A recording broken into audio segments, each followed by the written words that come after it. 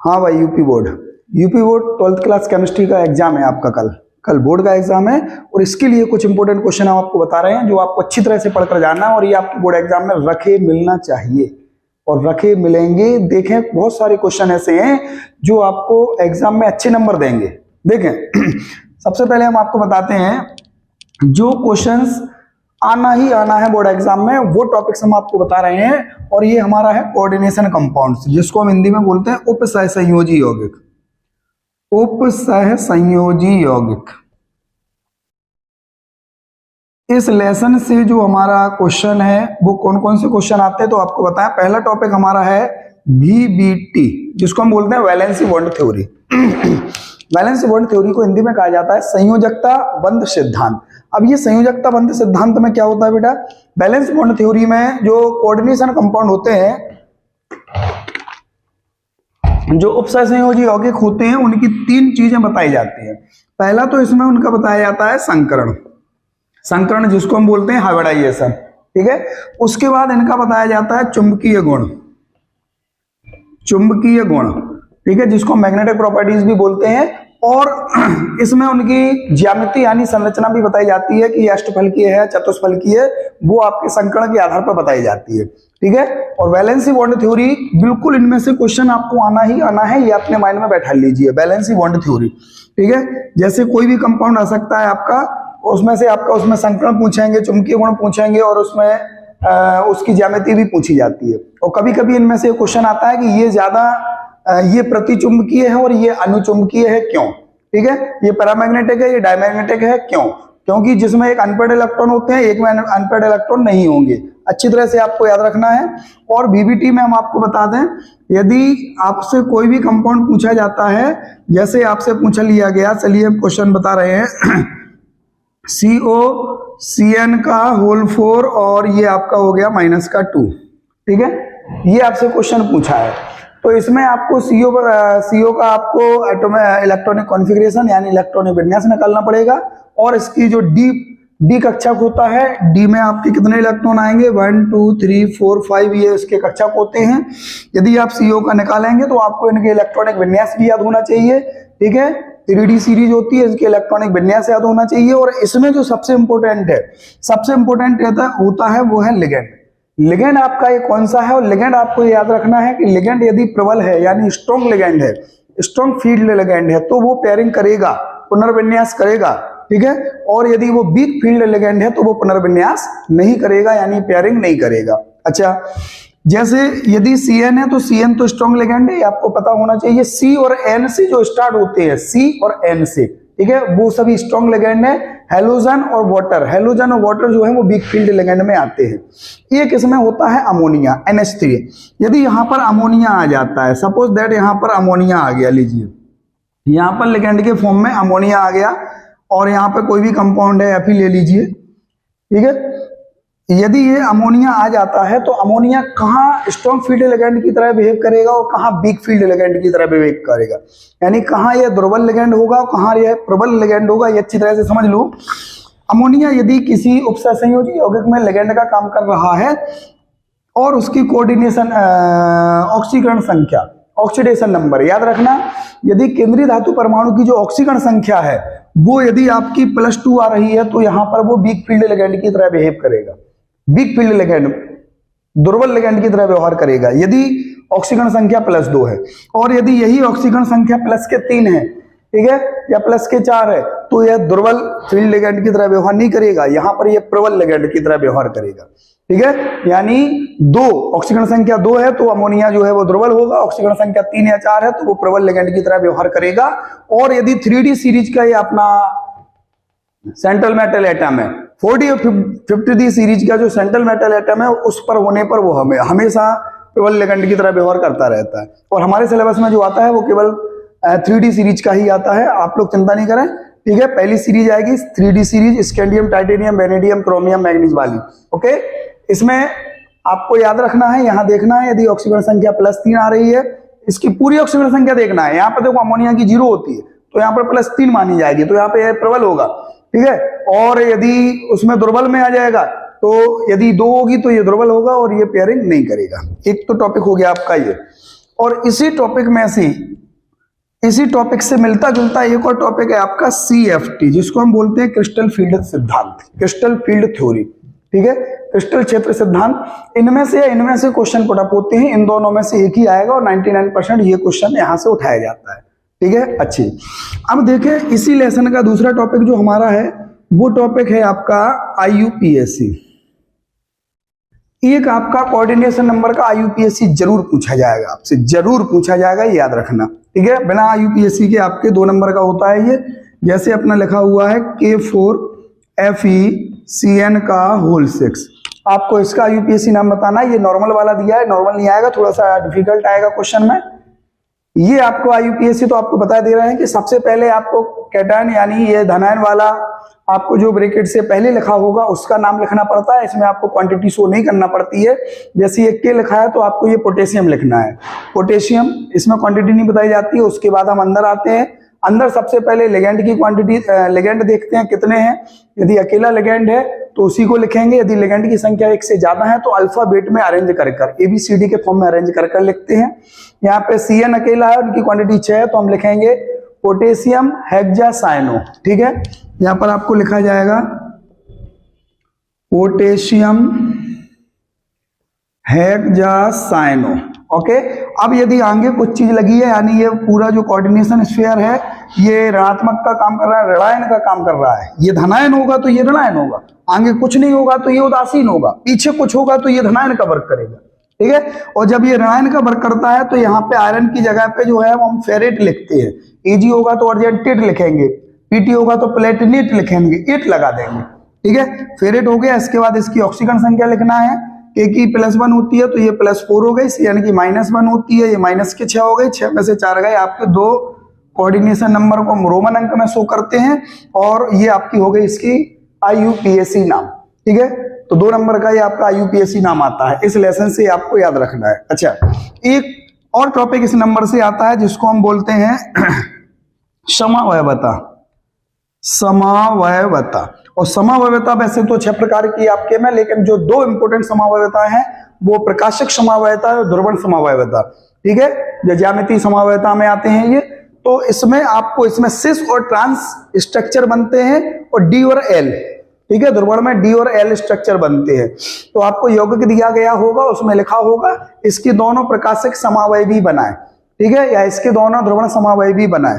ठीक है, optical isomerism भी बोलते हैं। तो ये समावयवता, इन 3 टॉपिक में से आपके क्वेश्चन पुटअप जरूर होंगे इस लेसन में से। ये आपका लेसन इंपॉर्टेंट है, ये आप याद रखें। इतने क्वेश्चन आपको इस टाइप के क्वेश्चन करना ही करना है। अब देखें नेक्स्ट लेसन। हाँ, तो अगला लेसन देखें। अगला लेसन हमारा लास्ट लेसन वाले का बता रहे हैं हम सबसे पहले। ठीक है, जो हमारा बायोमोलिक्यूल है, जैव अणु है, इसमें आपको याद रखना है तो 1 से 2 नंबर के क्वेश्चन आते हैं वो विटामिन से उठा के आते हैं। विटामिन जो है वो कितने प्रकार के होते हैं ये आपको पता होना चाहिए। विटामिन हमारे में A, B1, B2, B3, B4, B5, B6, B12 वगैरह होता है ना, इसको हम बी कॉम्प्लेक्स भी बोलते हैं। इसके बाद C, D, E और K, ये विटामिन आपके हैं। और इसमें से जो क्वेश्चन बनते हैं वो 2 टाइप के, एक तो जल में घुलनशील विटामिन कौन से हैं और वसा में घुलनशील विटामिन कौन से हैं। तो आपको एक चीज याद रख लेना है, जो विटामिन वसा में घुलनशील होते हैं वो होते हैं कीड़ा, KEDA। ठीक है, vitamin K, vitamin E, vitamin D और विटामिन A। कीड़ा, कीड़ा जो है वो वसा में घुलनशील होते हैं। बाकी जो 2 विटामिन बचे हैं वो B और C। ठीक है बेटा, B और C जो है वो आपके जल में घुलनशील विटामिन है। इनमें से क्वेश्चन बनता है कि B और C को हम शरीर में स्टोर यानी संचित क्यों नहीं कर सकते, क्योंकि ये जल में घुलनशील होते हैं, तो ये शरीर में जल में घुलकर टॉयलेट के रास्ते बाहर निकल जाते हैं। अच्छा, दूसरा आता है इनका रासायनिक नाम। इनके रासायनिक नाम आपको अच्छी तरह से पढ़ लेना है। विटामिन A का रासायनिक नाम होता है रेटिनॉल। ठीक है, विटामिन B1 का थाइमिन, और जो सबसे ज्यादा आता है पूछा जाता है वो है C को बोलते हैं एस्कॉर्बिक एसिड। C एक एस्कॉर्बिक एसिड है, ऐसा एस्कॉर्बिक अम्ल है, इसका रासायनिक नाम होता है। इसके बाद D कैल्सीफेरोल, E टोकोफेरोल, और K जो है वो फाइलोक्विनोन या नेफ्थोक्विनोन भी हम लोग बोलते हैं। नेफ्थोक्विनोन, फाइलोक्विनोन या नेफ्थोक्विनोन, ये केमिकल नेम है। इनमें से जो सबसे ज्यादा इंपॉर्टेंट है वो आपके ये दो क्वेश्चंस आते हैं। विटामिन सी का रासायनिक नाम लिखें और इनकी कमी से होने वाले रोग जिनको हम डिसीज बोलते हैं। विटामिन ए की कमी से हम लोग रतौंधी नाम का रोग होता है जो आंखों से संबंधित है। विटामिन बी की कमी से आप लोग बेरी बेरी लिख सकते हो, बेरी बेरी, ठीक है। विटामिन सी की कमी से जो सबसे ज्यादा आता है वो है स्कर्वी।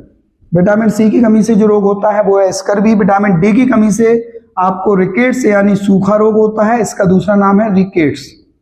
रिकेट्स याद रखना, रिकेट्स। और यही दो में से एक आपका आना है। सी को स्कर्विक एसिड बोलते हैं, डी को रिकेट्स बोलते हैं, ई को बोलते विटामिन ई की कमी से जो है वो जनन क्षमता संबंधी रोग होता है, जनन संबंधी रोग, ठीक है। और विटामिन के की कमी से रुधिर का थक्का ना जमना, रुधिर का थक्का देरी से जमना। रुधिर के थक्के में जमने में जो टाइम पीरियड है वो बढ़ जाता है, यानी देर में खून का थक्का जमता है। और जो दो विटामिन है वो आपको अच्छी तरह से ये सी और डी पढ़ लेना है। सी आपका एस्कॉर्बिक एसिड उसका रासायनिक नाम है और डी आपका कैल्सीफेरोल है। एस्कॉर्बिक एसिड की कमी से यानी सी की कमी से स्कर्वी रोग होता है और डी की कमी से रिकेट्स यानी सूखा रोग होता है, ठीक है। एक विटामिन टॉपिक से आता है। उसके बाद आपने पढ़े होंगे अल्फा एमिनो एसिड, ठीक है। इसके बाद दूसरा टॉपिक है इसका alpha amino acid. Alpha amino acid. इनमें से इस टॉपिक में से दो तीन टाइप के क्वेश्चन बनते हैं, लेकिन कभी कभी ये पूछे जाते हैं, कभी कभी नहीं भी पूछे जाते हैं, फिर भी आपको बता दे रहे हैं। अल्फा एमिनो एसिड में से आपके जो क्वेश्चन आ सकते हैं वो कैसे कि अमीनो एसिड जो है वो जब दो या दो से ज्यादा अमीनो एसिड आपस में जुड़ते हैं तो किस बॉन्ड के द्वारा जुड़ते हैं, तो आपको ये याद रखना है, पेप्टाइड बॉन्ड के द्वारा जुड़ते हैं। एमिनो एसिड सॉल्ट की तरह बिहेव क्यों करता है, क्योंकि इसमें एक एमिनो ग्रुप भी होता है और एक कार्बोक्सिलिक एसिड ग्रुप भी होता है। तो ये दोनों जब ये वाटर में सोल्यूबल होते हैं तो जो कार्बोक्सिलिक एसिड है वो अपना आयन एमीन ग्रुप को दे देता है, तो वो ज्यूटर आयन फॉर्म करता है, ज्यूटर आयन, ठीक है। ज्यूटर आयन का क्वेश्चन भी बनता है, इसीलिए सॉल्ट की तरह बिहेव करता है। और बहुत सारे अमीनो एसिड जब आपस में अटैच हो जाते हैं तो पॉलीपेप्टाइड बॉन्ड बनते हैं, और जब ये सारे पॉलीपेप्टाइड बॉन्ड बनते हैं यानी बहुत सारे अमीनो एसिड आपस में जुड़ते हैं तो जिसका निर्माण होता है वो कहलाता है प्रोटीन। क्या कहलाता है? प्रोटीन। प्रोटीन की तीन संरचनाएं आपको पढ़ना, दो संरचनाएं मुख्य हैं, प्राथमिक संरचना, द्वितीयक संरचना सबसे इंपॉर्टेंट है जिसमें है बीटा हेलिक्स स्ट्रक्चर।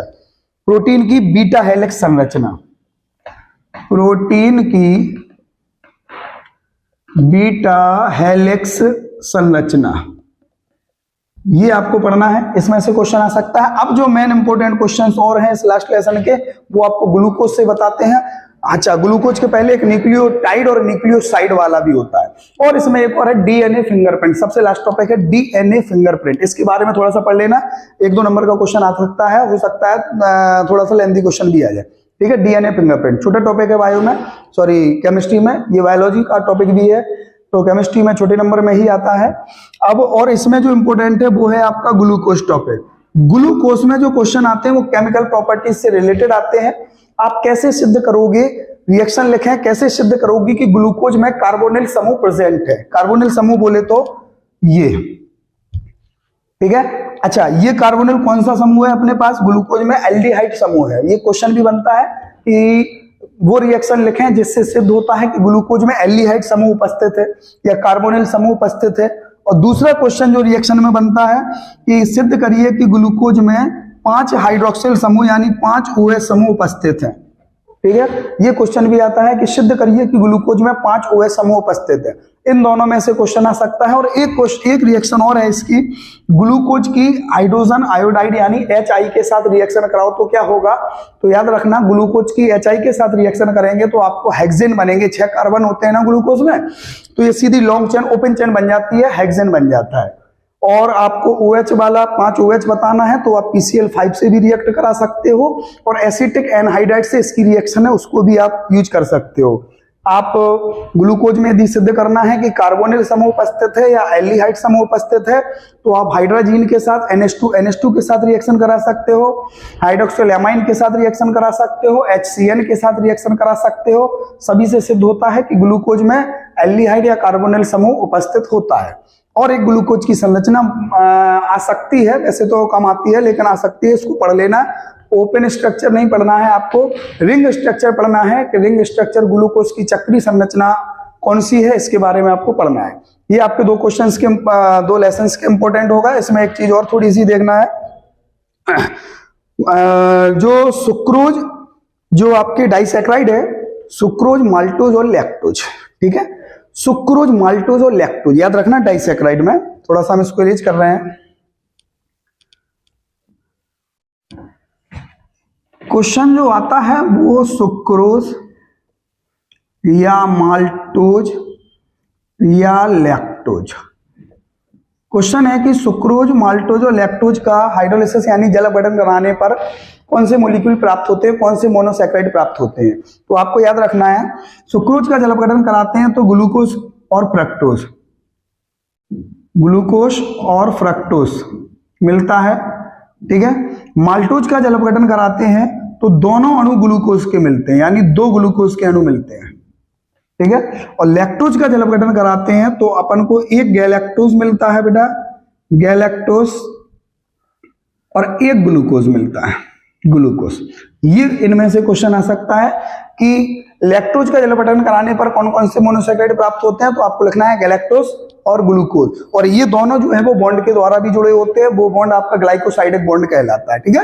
और वो ग्लाइकोसाइडिक बॉन्ड किन के बीच बनता है, ऐसा क्वेश्चन भी पुटअप होता है। इनकी स्ट्रक्चर होती है, ये दोनों आपस में जुड़े होते हैं ग्लाइकोसाइडिक बॉन्ड के द्वारा। वो ग्लाइकोसाइडिक बॉन्ड कौन से कार्बनों के बीच बनता है, कौन से कार्बनों के बीच बनता है, ये आपको अच्छी तरह से पढ़ना है। अच्छा, इसके बाद ग्लाइकोसाइडिक बॉन्ड हो गया, ग्लूकोज की स्ट्रक्चर हो गई, पेप्टाइड बॉन्ड, ठीक है। और प्रोटीन संरचना एक है अपना प्रोटीन, ग्लोब्यूलर प्रोटीन और फाइब्रस प्रोटीन, जिसको हिंदी में बोलते हैं रेशेदार प्रोटीन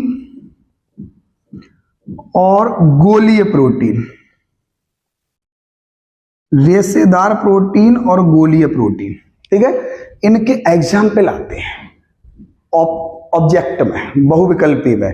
आपको ऑब्जेक्ट में इनके एग्जाम्पल लिखे होंगे और पूछा जाएगा इनमें से कौन सा रेशेदार प्रोटीन नहीं है, या कौन सा रेशेदार प्रोटीन है, इनमें से कौन सा गोलीय प्रोटीन नहीं है, इन दोनों में से कौन सा जल में विलय होता है या जल में विलय नहीं होता है। ये क्वेश्चन इनमें से वेरी वेरी शॉर्ट वाले क्वेश्चंस हैं या ऑब्जेक्टिकल क्वेश्चन है, इतने ही आते हैं। और बस आपके ये दो लेसन में इतना ही पढ़ना है। अगले दो लेसनों को आप देखें, दो लेसन बता दिए हमने, उसके बाद नेक्स्ट लेसन देखें आप।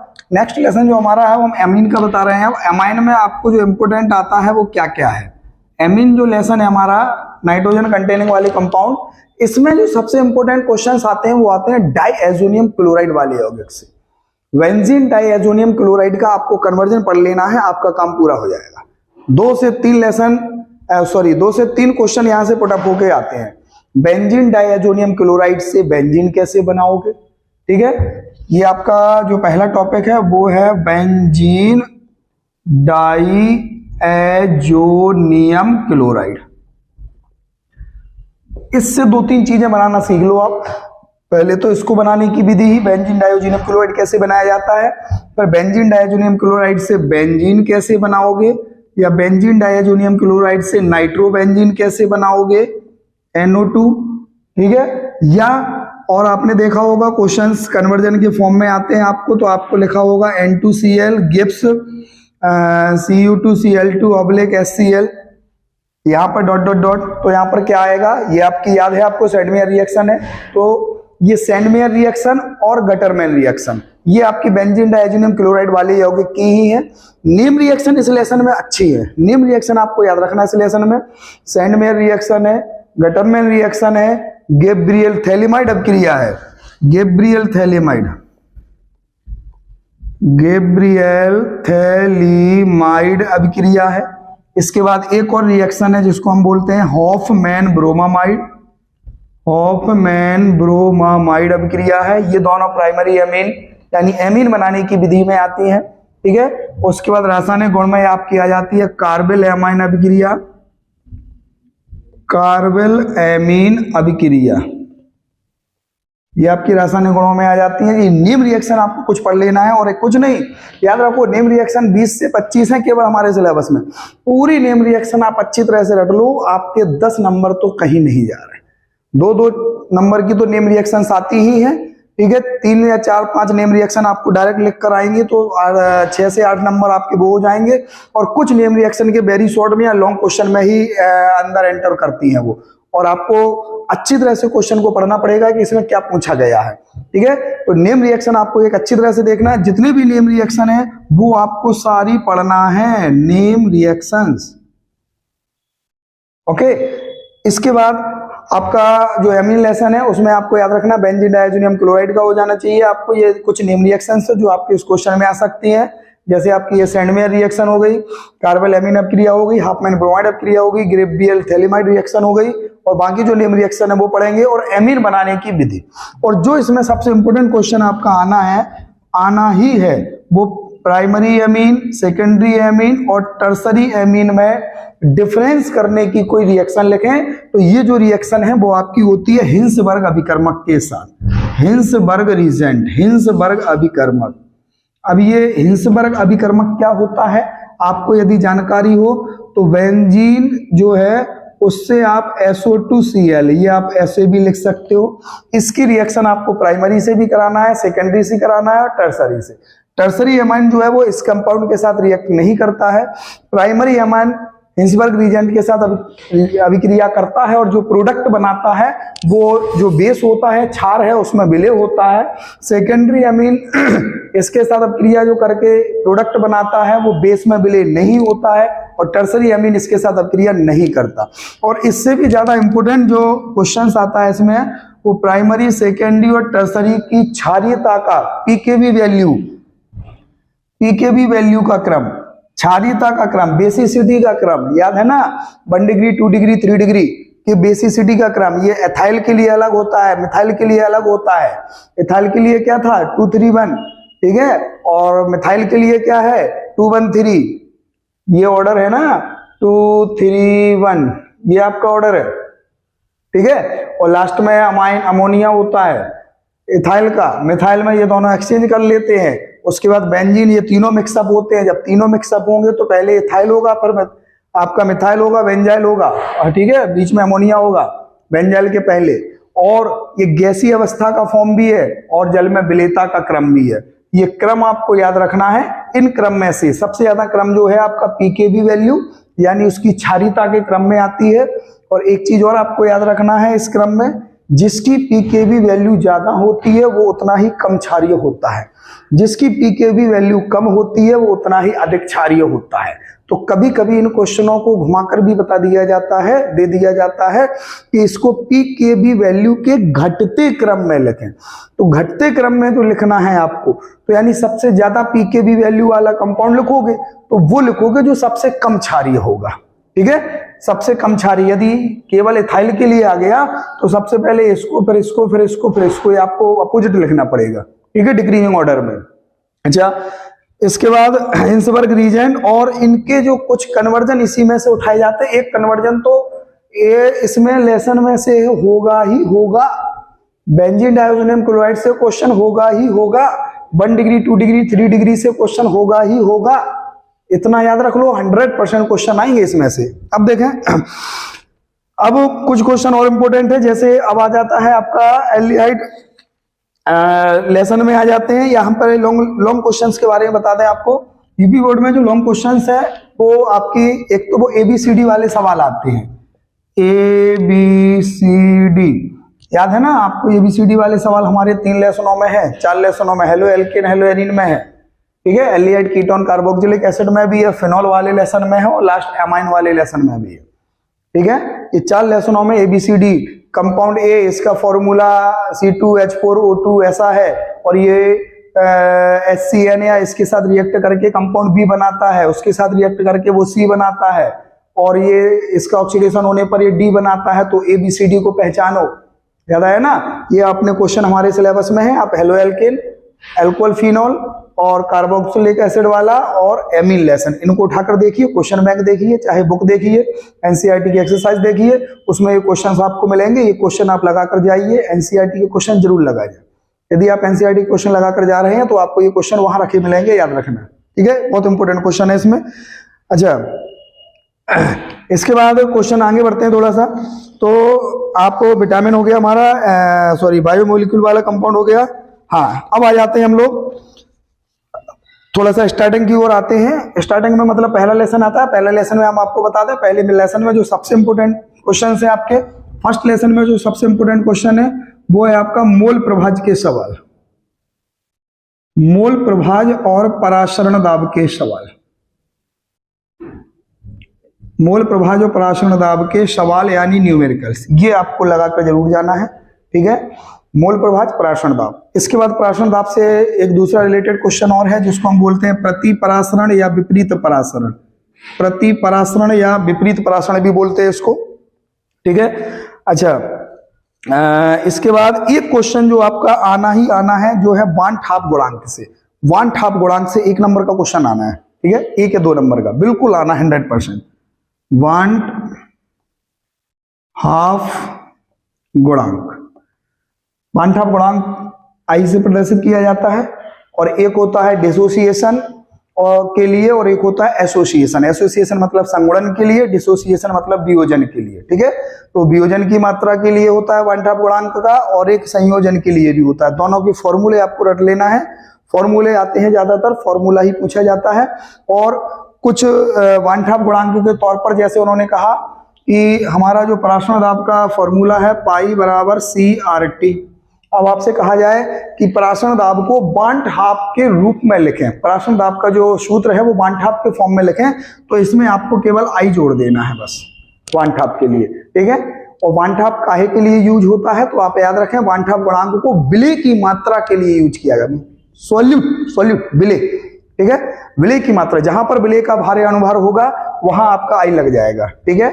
और एक और इसमें जो न्यूमेरिकल्स आ सकते हैं वो है आपके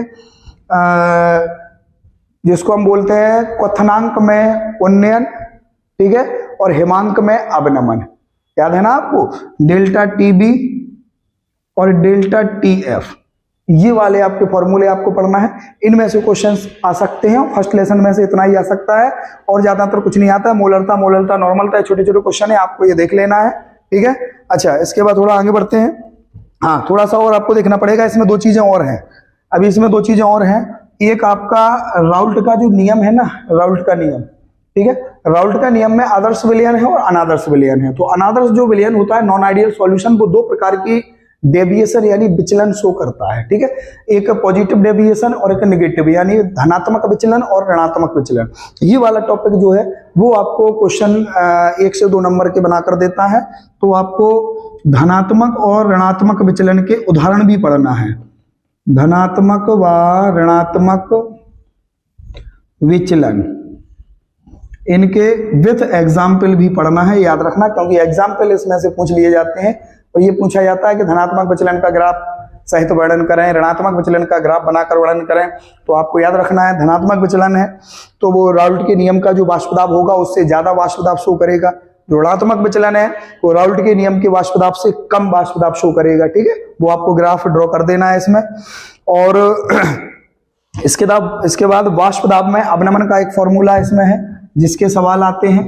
वाष्पदाब का अवनमन आपने पढ़ा होगा, P0 minus P upon P0 equal X2 भी लिख देते हैं, ठीक है। X2 मतलब विलय का मोल प्रभाज, और जब विलय का मोल प्रभाज ना दिया हो तो आप इसको N1 अपॉन N2 भी लिख सकते हैं, N2 अपॉन N1 लिखा जाएगा उल्टा, याद रखना, ठीक है, विलय का भार, ठीक है। और उसमें N की वैल्यू क्या होती है, भार बटे अनुभार यानी W अपॉन M, ठीक है।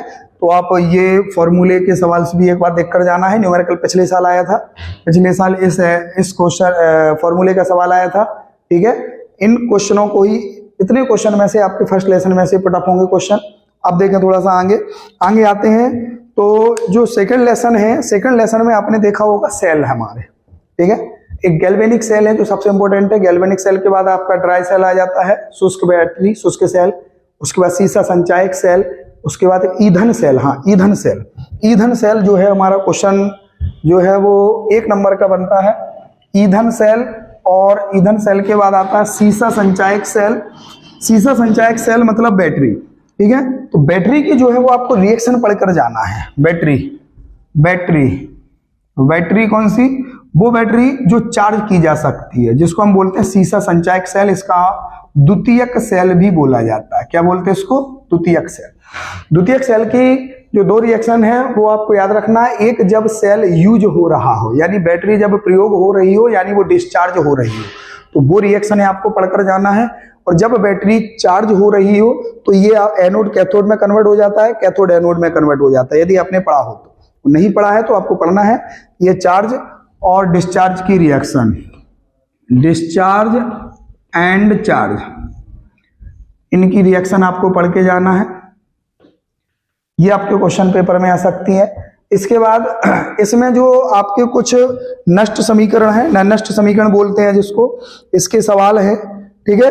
फैराडे के नियम है, कोलराउस का नियम है, इसमें आपके थोड़ी सी अच्छी चीजें हैं। ये क्वेश्चन आपके अच्छे नंबर, ये चैप्टर आपके अच्छे नंबर बना सकता है। फैराडे के नियम है, फैराडे के नियम, 2 नियम है फैराडे के, आराम से, बहुत इजी है, सिंपल है, पढ़कर जा सकते हैं आप। कोलराउस का नियम है, ठीक है। उसके बाद चालकता, मोलर चालकता, फिर तो बहुत सारे टॉपिक हैं, लेकिन आपके इंपोर्टेंट टॉपिक जो है वो इसी में पढ़ के जाना है आपको। नष्ट समीकरण है और विद्युत रासायनिक श्रेणी, और जो सबसे इंपोर्टेंट है वो है आपका गिब्स ऊर्जा वाला सवाल, गिब्स एनर्जी वाले सवाल है, छोटा सा, ठीक है। NFE, ठीक है, G बराबर माइनस NFE, याद रखना, गिब्स ऊर्जा का फॉर्मूला होता है। और नरनष्ट इक्वेशन है, नरनष्ट इक्वेशन के सवाल, बस ये आपका क्वेश्चन जो है वो आ जाएगा इसमें। और एक और आपका इसमें आता है नरनष्ट इक्वेशन के बाद एक और टॉपिक क्या था, हाँ, विद्युत रासायनिक श्रेणी, विद्युत रासायनिक श्रेणी, विद्युत रासायनिक श्रेणी, इसके क्वेश्चन आपको बनते हैं। जैसे क्या कॉपर सल्फेट के विलयन को लोहे के पात्र में रखा जा सकता है, ठीक है, तो ऐसे क्वेश्चन बनते हैं। तो आपको याद रखना है, पात्र जो है वो नीचे वाली धातु का होगा, जो विद्युत रासायनिक श्रेणी में नीचे रखा होगा, और जो विलयन होगा वो ऊपर वाली धातु का होगा, ठीक है, जो विद्युत रासायनिक श्रेणी में पात्र से ऊपर है, ठीक है। और कुछ फिल इन द ब्लैंक भी, मतलब रिक्त स्थान आते, आधी रिएक्शन आपकी लिखी होगी, क्या इसको रिप्लेस कर सकता है, विस्थापित कर सकता है। यदि विद्युत रासायनिक श्रेणी में ऊपर होगा तो विस्थापित करेगा, यदि नीचे होगा तो विस्थापित नहीं कर पाएगा, ठीक है। और इसके सवाल, ठीक है, आप याद रखना, आपकी जो केमिस्ट्री है उसमें केवल शुरू के 3 लेसन है, फर्स्ट सेकंड थर्ड, इन्हीं से न्यूमेरिकल्स आते हैं, और वही न्यूमेरिकल्स जो है वो लॉन्ग क्वेश्चन में भी देते हैं। तो इन्हीं पहले, दूसरे, तीसरे लेसन के यदि आप न्यूमेरिकल कर लेते हैं तो आपका एग्जाम अच्छा हो जाता है। अब देखें आगे के जो लेसन है वो अभी बता रहे हैं दूसरे वीडियो में, आप देखते रहें, और वीडियो को लाइक करना है, कमेंट करना है।